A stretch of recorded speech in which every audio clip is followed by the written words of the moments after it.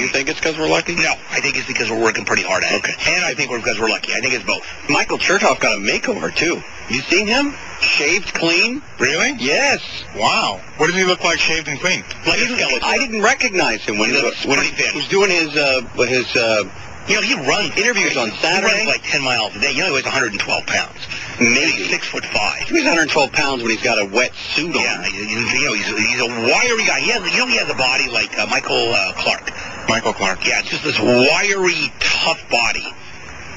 Sounds like you've been admiring Michael. I have been admiring Michael for a long time. That's why you go in there and talk to him for hours on end. Michael didn't always look that way. No, Michael looked like a normal person. Yeah, and then I want to share empanadas with Michael, if that's okay. Mike, you look at his press pass. He looks rather handsome in that press pass.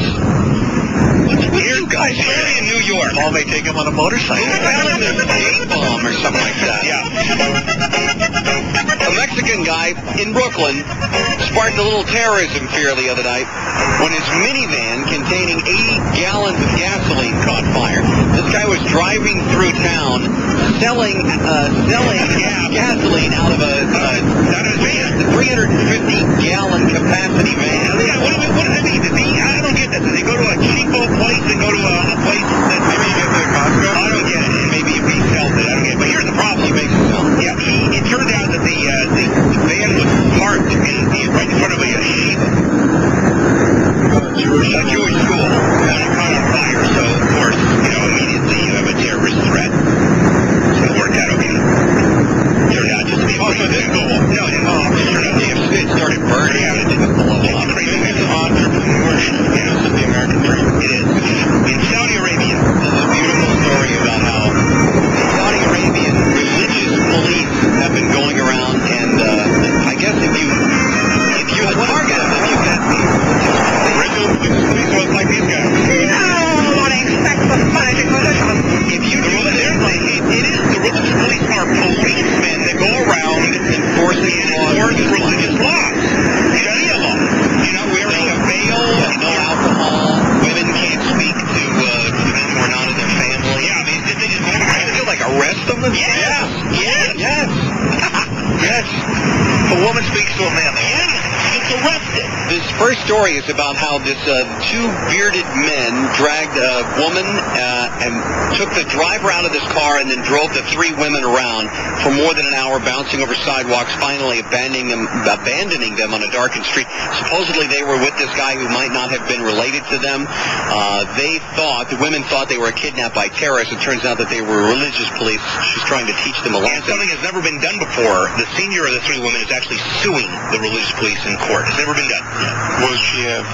well, a trial opens Sunday. I mean, what are police officers? We don't know. Saudi Arabia. I don't know. By the way, Saudis are our buddies, right? Theoretically. Yeah. And we love their way of life. They like the capitalism too. Yeah, they like it. Hey, I saw this yesterday. I went to 7-Eleven. Right? Squishy. Yeah. 7-Eleven has actually turned a dozen stores into Quickie Marts. The same convenience stores in The Simpsons. They're doing they already come with it. They're doing a promotion with the Simpsons movie. The 7-Elevens around the country are going to now be selling Buzz Cola, Crustio cereal, and Squishy. Yeah, we passed one last night. My son and I, we passed one down on Olive Avenue in Burbank, right? Yeah. And my son just burst out laughing when he saw Quickie Mart. Because that's from the Simpsons. The Quickie Mart. Spotlights out there and the whole deal's going on. So now they've taken that. Are they going to have Duff beer? I don't know what they're going to have. They didn't have Duff beer, but they've got things like the Squishies. They've got Buzz Cola, Crustio's cereal. In fact, one of the Squishies they're going to sell is the Woohoo Blue Vanilla.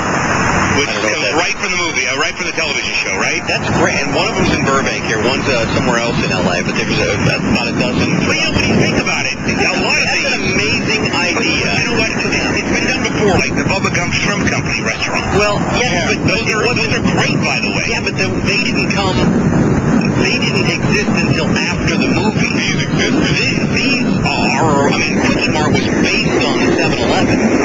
Right. For them, for 7-Eleven to recognize that. Yeah. This movie opened late this month.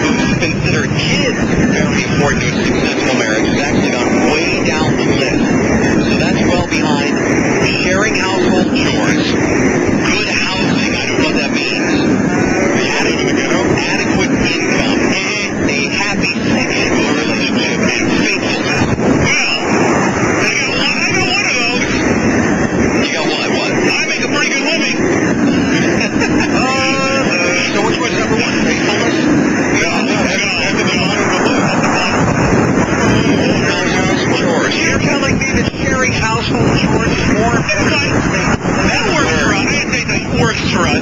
Margaret and I take turns screaming at the housekeeper. We share.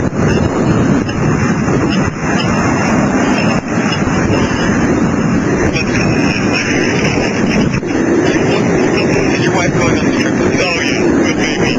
Maybe. Oh, talking about adequate house. Talking about adequate. We have people that are staying there. Lots of people with guard dogs, okay?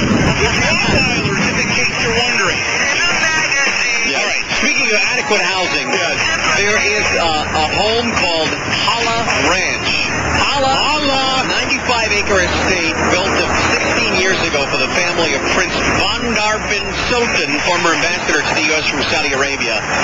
Northwest of downtown Aspen, Colorado, the most expensive single-family residential property on the market today. And all they're asking for is a cool $135 million. Wow. And now, supposedly, they've had 1,000 requests to actually tour the home since last October when it went on They've granted 11 of them. Does it come with its own harem? It can go whatever you want for $135 million. Billionaires are the only people that are in the group that can afford this, obviously. And according to Forbes, there are 946 billionaires out there in the world. The list of potential buyers is relatively short, so we'll see what happens. Remember that place down was on Sunset, I think. Yeah, they're building some Spring Zone. Yes. Prince, they torched the place. Remember, he had the statue of pubic hair. And by the way, they're now building two houses on that property. They spent nearly the other They were able to do a lot split, and now two huge mansions are going up. You betcha. All right, this house, 56,000 square feet, 15 bedrooms, 16 baths, private barber shop, beauty salon, enough space for a party of about 250. There you go. Oh, yeah. I got a little theater, but I'm sure this has a big... I have a theater. I have a sort of a library. Does it have curtains in front of the screen? Mine? Yeah. The screen comes down. The screen is hidden in the ceiling. One of your neighbors comes down. One of your neighbors would be Barbie Benson. Former playmate. She has money? Well, I didn't. She doesn't live there, but she lives nearby. Wasn't she married to? Wasn't she with Hugh Hefner? Oh, that's right. That'll leave you some money. All right, we'll take a break and come back. We've got racist cop. Yeah. How do you pronounce that? Vivica. Oh my God! Oh, pop culture. Vivica A. Fox. I have no idea who she is. No idea who she is. Okay, we'll be right back. Everyone else, 648. Allah! KFI AM 640, more stimulating talk radio. Driver says the vehicle wide face down, curb, head to toe, and flame.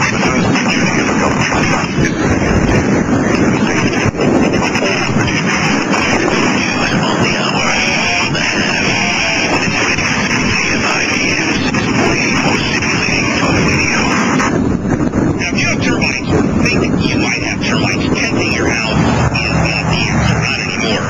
Because when you get your tenting, let me tell you what else you get. You get to move out. You get to pack up all your food and plants and critters because you want them dead. And those good folks walk all over your roof installing the tent, and you get to sign a waiver saying that they're not responsible for any of the roof damage. It makes no sense to do that anymore, not when you have orange oil.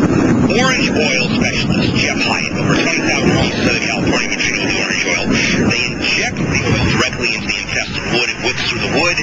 Termites and eggs dissolve on contact.